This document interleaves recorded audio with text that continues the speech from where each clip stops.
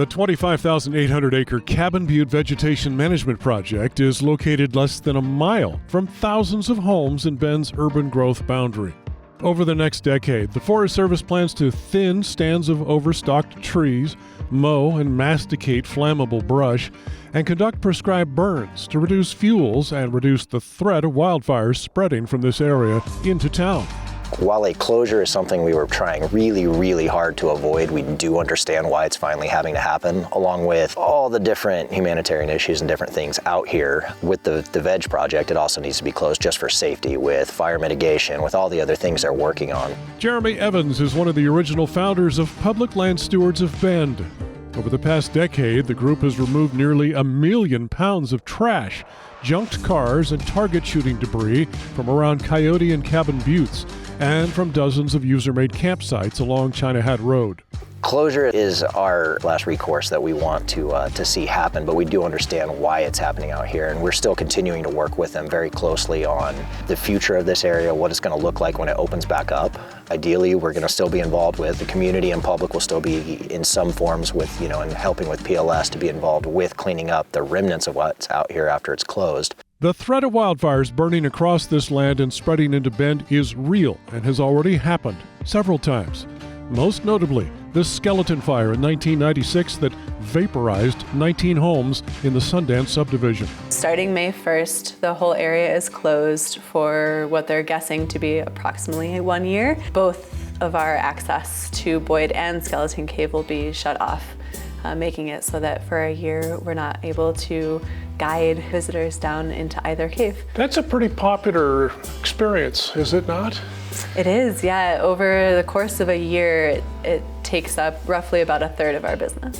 The half-day trips are ideal for people looking for an adventure underground with a company that cares about the unique subterranean ecosystem and has spent hundreds of hours sandblasting graffiti from the cave walls and cleaning up trash. Can't take your guests into Boyd or Skeleton Cave.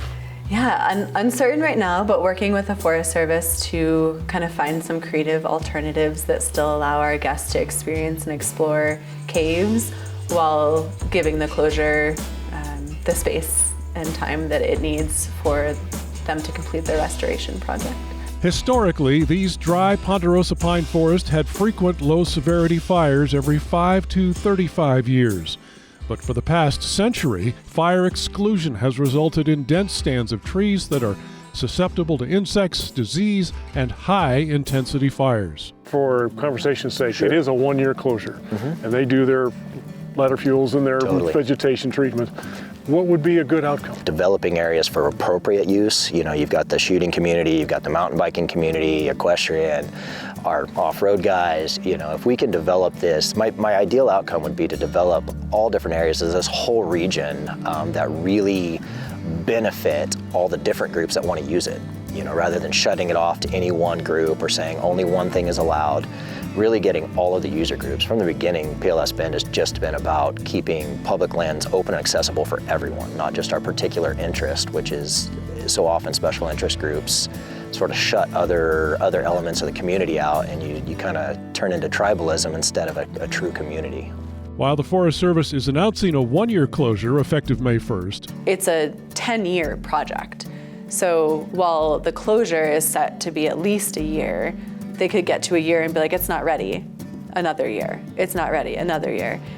So that's the slightly frightening part, is the kind of indeterminate amount of time.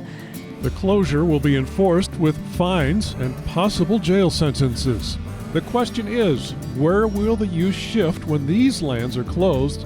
And will the problems, the illegal dumping of trash and toxic materials, shift with the use? Or will the public clean up its act? From the Cabin Butte Vegetation Management Project, I'm Brooks Snavely for The Great Outdoors.